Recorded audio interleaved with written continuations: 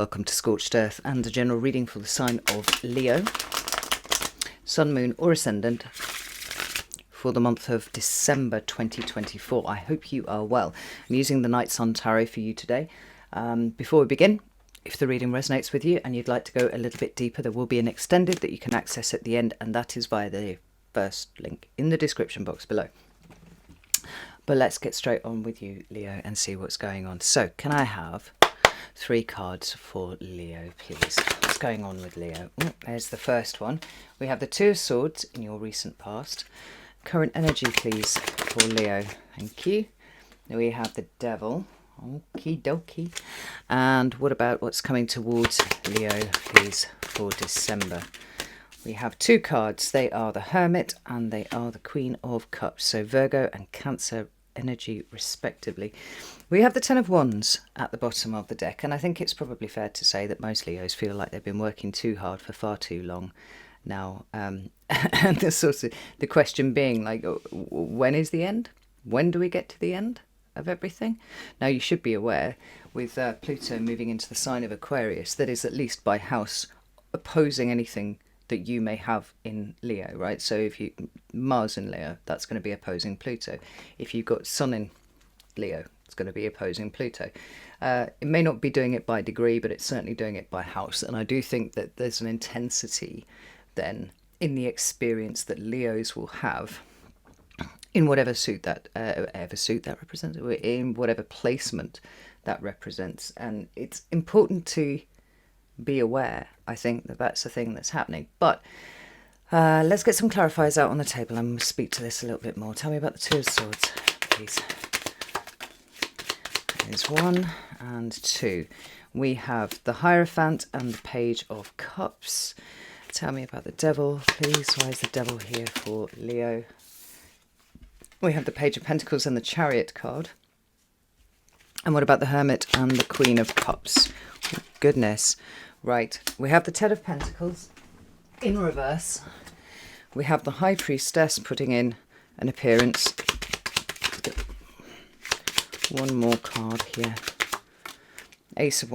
Actually, let's take both of these, right? Because that did come out. 8 of Pentacles and the Ace of Wands. I think, looking at this...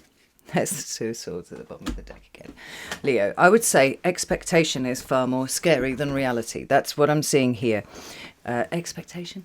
No. No, that is what I mean. Expectation is worse than the reality here. Because we are seeing an indication of there being somewhat of a fear of rocking the boat. I can see this quite strongly, actually. We see it here with the Hierophant and the Page of Cups on its side. We can also see it over here with the Ten of Pentacles reversed. I mean, there is something here that you're looking to upend. The issue is between the Two of Swords and the Devil card here. You know, I don't want to jump around too much, but like fear of rocking the boat is something that is going to be, has been, and the working through of it will be the theme, I think, for you for December, because we've got 2 cards that represent endings, Ten of Pentacles reversed and the Ten of Wands. Even though the Ten of Pentacles is reversed, it is still speaking in some way or another to an ending, and I'll explain that when I get to it. And you've got a lot of supportive major arcana energy. The Hierophant, not as supportive as it could be at this point because it represents the point of fear. I'll explain that in a second. But the Chariot card and the High Priestess, like, these are good cards. The Ace of Wands, good card. Queen of Cups here, I think in this situation also a good card. What I'm not going to say to you, Leo, and I want to make this really, really clear, is that by the end of December everything's just hunky-dory, right? We've definitely got closures and endings and instability forming a huge part of what this month is about. And whilst there may be a release of some tension in one aspect, I do feel like there's a certain levelling up of tension of a different sort that's coming in later on down the line. We'll probably see that showing up in January, or we might actually see it showing up in the extended, I'm not sure. At this point, anyway. So we start over here in your recent past with the Two of Swords, doubled up by the fact that the shadow card at the bottom of the deck here is also the Two of Swords. Now, this card for me is very very much can be categorized as like not seeing what you don't see, right? It's that a kind of mental paralysis that on one level of our mind we're aware of, but on the conscious level we're absolutely not. So it's actually quite well demonstrated by this card here, right? We've got this woman who's got a blindfold on. She's got two swords in her hand. She's got her back to the water, and she also has her back to the moon, right? So there are a number of different symbols going on here, right? The moon is intuition. The water in the background here is emotion. What we've got her is her completely screening herself off from that, trying instead to make some sort of logical decision about something as represented by the swords. And with the eyes blindfolded here at this point, it's like she's almost just going on sensory stuff here, right? But it's not emotional sensory, it's or even intuitive sensory. It's kind of like the cold hard steel in her hand. There's something kind of intractable about the energy of this card here. Now, it's beautifully symmetrical, but it represents that stasis. I can't really move forwards in my own mind about something that perhaps requires me to make a decision about it, because I'm not utilizing everything that I have at my disposal. And quite often that's because we can't see it, right? The subconscious quite often will screen off things that are difficult for us to process or difficult to bring in some sort of way. Even sometimes, difficult to admit to ourselves. Oh, I don't want to admit that about myself, or I don't want to admit, what I would rather be doing, for example. And to that end, there is a kind of shadowy component to the Two of Swords, as far as I'm concerned, at least. Certainly in the way that I read this card, there's the idea that were your emotions consulted and were your intuition consulted, you would find that this decision has already been made, right? In the first instance, you would recognize that there was a decision that required making, but also that decision was already made by your subconscious. And for whatever reason, we're not leaning into that. We don't want to know what that is. So when we come to this version of the Two of Swords here, we have all of those same meanings that I was talking about before, but we also have this egg that is sitting in the background, a bit like a radiant sun, actually, which is the potential of a situation. And we can't get past what is intractable in our own minds to see the greater potential that sits behind it. Why? Because we're afraid to rock the boat. That's what these cards are saying here, right? So we've got the Hierophant, which represents all of those things that are solid and stable, dependable and reliable in our lives. Now, there are many criticisms that you can make of the Hierophant, and I don't think I've been shy in making those over the years. It's a card that represents fixed earth. It is Taurus. It's very slow to adapt. It's very slow to change. It's a bit sometimes of a creaking edifice of an energy, right? It's just like, well, no, I built this thing and it's going to creak on until it doesn't. And it's not really for me to kind of interfere with that. Me, as in one, rather than me specifically. The Hierophant, though,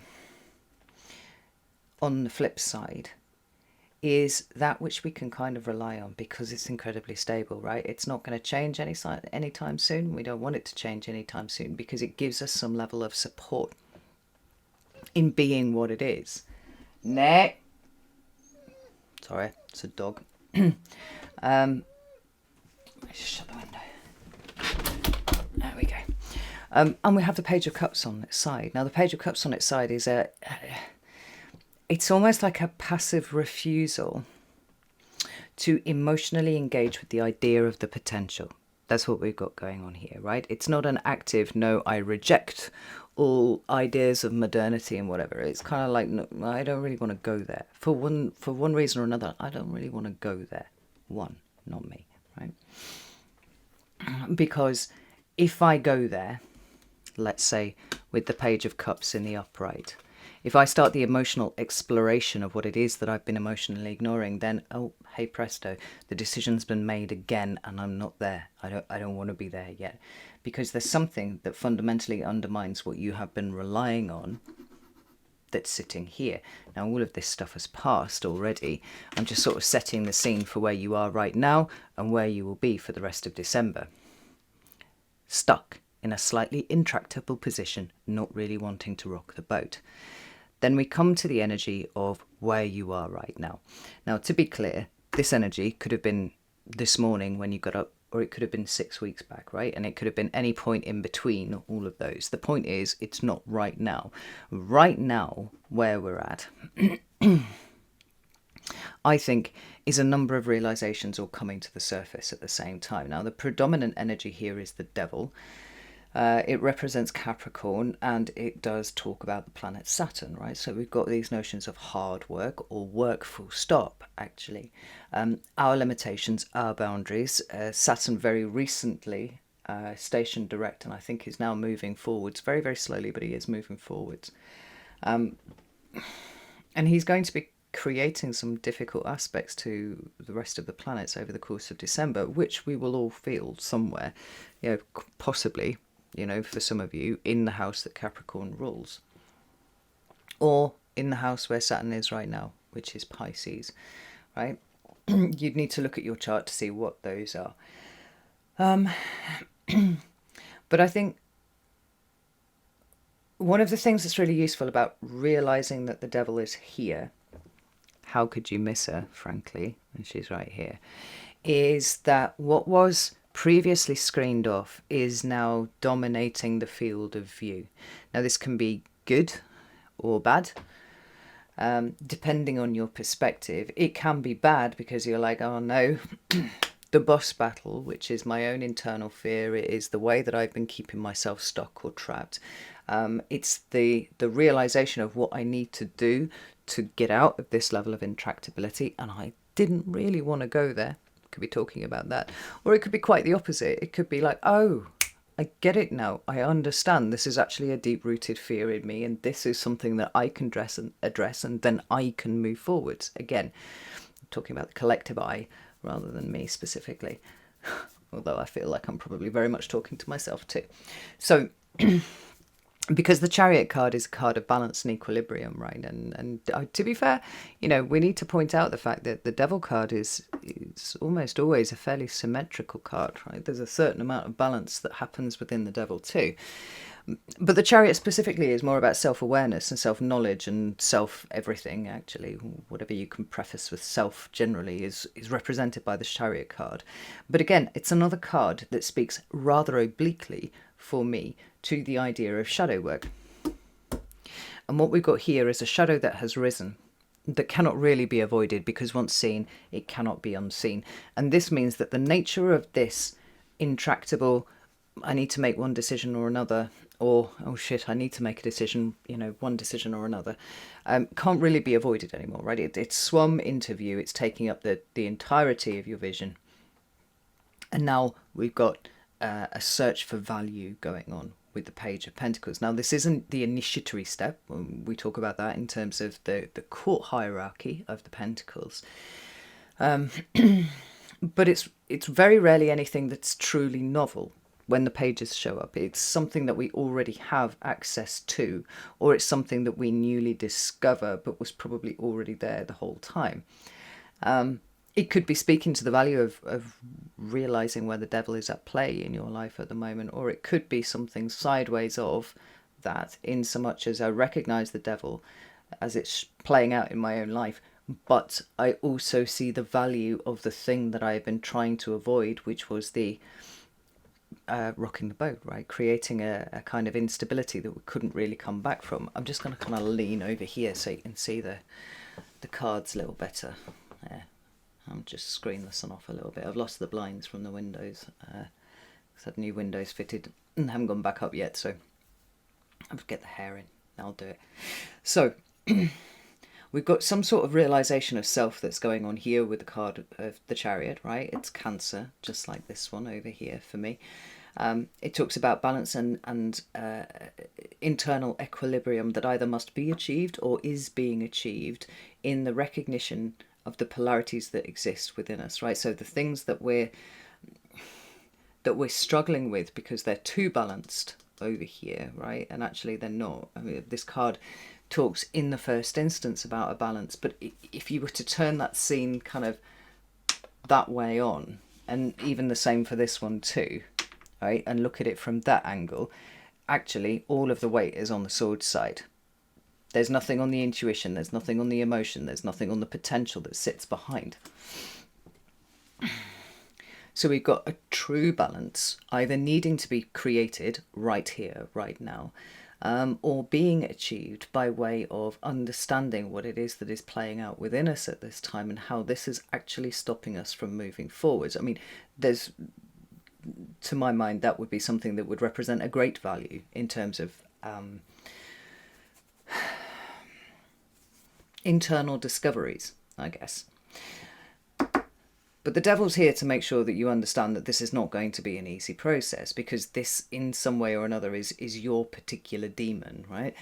And it's over here with this 10 of Wands, which I kind of like, right? And I kind of like because we've got the egg here. We also have an egg right in the centre of this 10 of Wands. Actually, can I hold it up to show you? You see it there, right?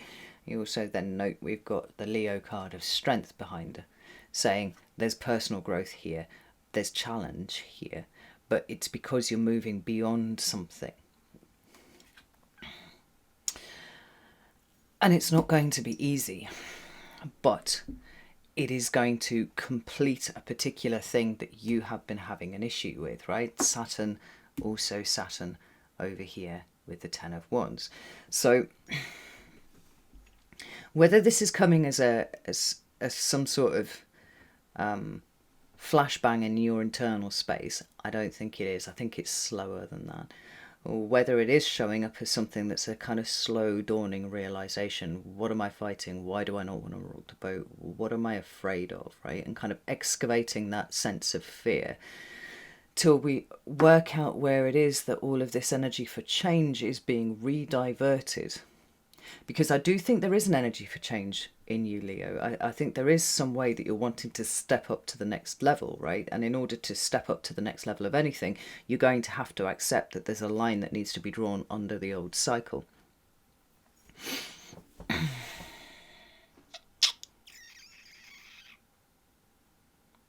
Totally lost my train of thought there. Where was I going with that?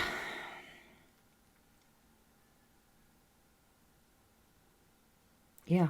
What's the thing that you're actually afraid of happening?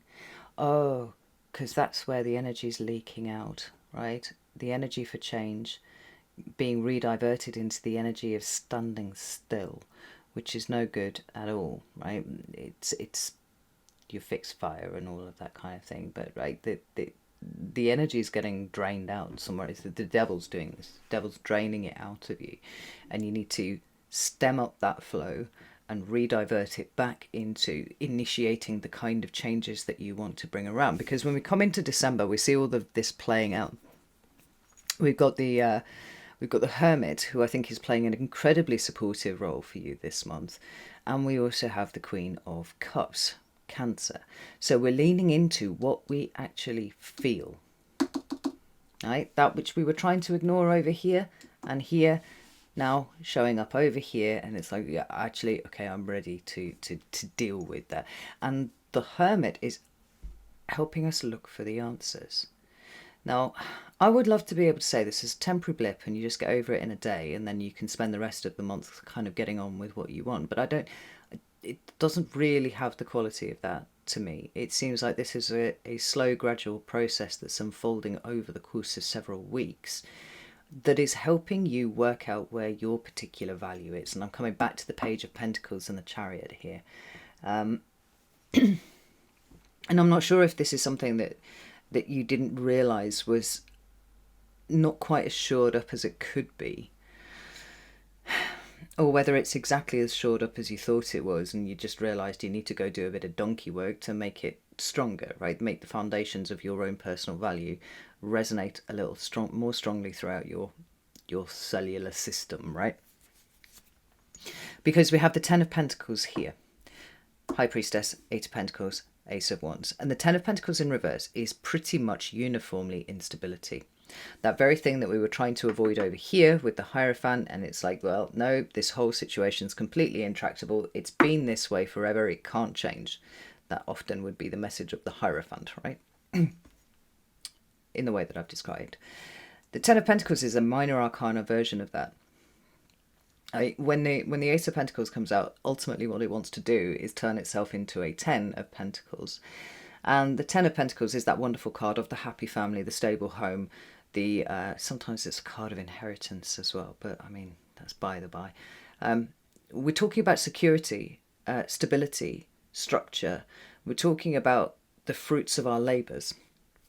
And so, I mean, you could see the Ten of Pentacles as that. It's quite simply being able to enjoy the fruits of your labours, that which you have laboured long and hard with over the course of the preceding cycle, now coming to a point of you being able to relax, to enjoy it just a little bit more. The problem is, I think... Oh, hang on. I will say one more thing about that, right? Heritage and legacy. This is the thing that Ten of Pentacles and the Hierophant have in common, because I see that in both of those cards. We have the heritage of it's either it's always been like this and so it will continue to be like this, or I worked so fucking hard to make it like this, it better well stay like this forever, right? There's a structure, there's a rigidity, there's something that we can lean on, all that sort of stuff. The problem is that no energy really is designed to stay the same at any given point. The only thing that is truly consistent amongst the workings of the universe is that everything changes over time, right? And whether you put that down to entropy or what, it doesn't really matter. Everything changes into something else. And so I kind of like the fact that the Ten of Pentacles is showing up in the reverse here. Right? Because we take that big intractable energy, sturdy energy, it's not going anywhere, it's not doing anything, and we put it down into the minor arcana field, which puts it directly into your hands and means that you are controlling this. This is some sort of response, or this is yours to do, and you are choosing to flip it upside down, creating potentially some instability for you. Well, not potentially, I mean it has to by definition. When you think about the seed, right, the seed of anything, we take it for granted that we put the seed in the ground, we create the right environment for it, the right conditions, and then that turns into a tree. Yeah, turns into a tree, turns into a carrot, turns into whatever the fuck it is, right? It turns into something. Consider yourself undergoing that same sort of process, but where you have seized up, Leo, is the point where the seed is in the ground, the perfect conditions exist, you are moist enough, dark enough, warm enough, so to speak, for you to do what it is that you're here to do, the next stage of your development, but you have seized up on the fact that, just like the seed, there's a certain amount of destruction that needs to occur in order for you to do that, right? The seed comes in a casing. It's enveloped with something, right? It protects with what is within. But in order for the seed to truly reach its full potential, what it's got to do is destroy itself. That seems to me to be where you're hiccuping a little bit in terms of your next move forwards. This is why you don't want to rock the boat. It's like, if I do this, the seed is destroyed. And it's like, yeah, but the door is opened to you becoming a massive oak tree or a horse chestnut or, any tree that you like, any plant that you like. This process of death and rebirth is, like everything else, consistent within the universe. And you've paused at this, understandably, right? Because there's a lot going on internally in terms of what it is that you're afraid of. But you feel to me like you lost the bigger picture for a while. So to see the Ten of Pentacles showing up here like this means to me that you are ready to start breaking the casing of the seed that you are, in response to the conditions that are saying it is time for you to grow, Leo. Time for you to grow. It's time for things to end. It's time for us to move on. It's time for you to be able to dig deeper into your intuition and feel your way forwards to show you the path, right? Now, like I said up here, this Hermit and the Queen of Cups are doing a really, really important job in terms of investigating whatever it is that is holding you back and why it is there.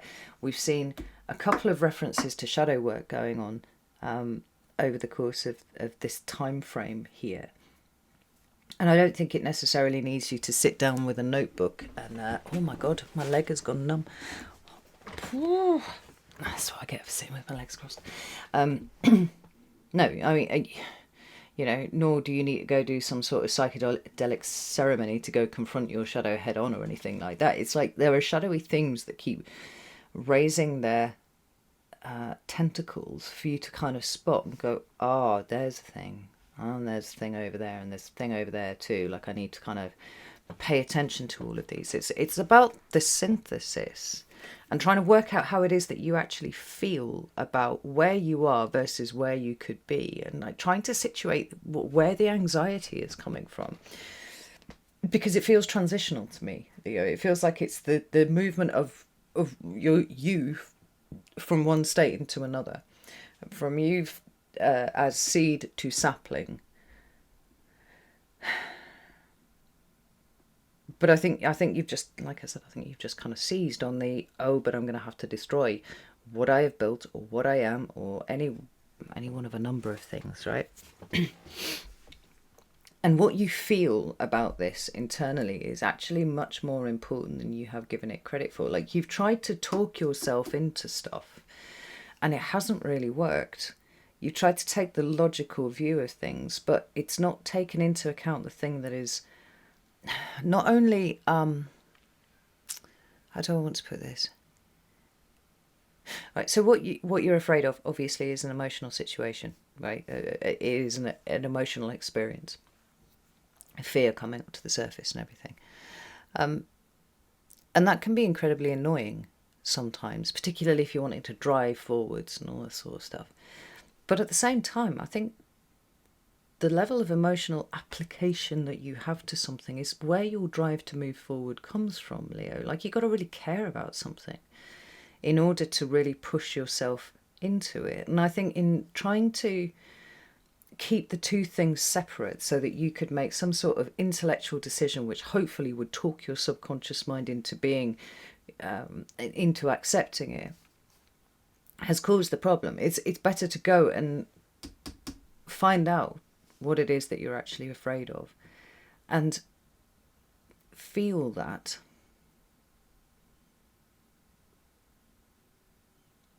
Let your intuition speak, because some of you are being guided to do something and you're not comfortable about it at all. That's actually quite strong for a lot of Leos.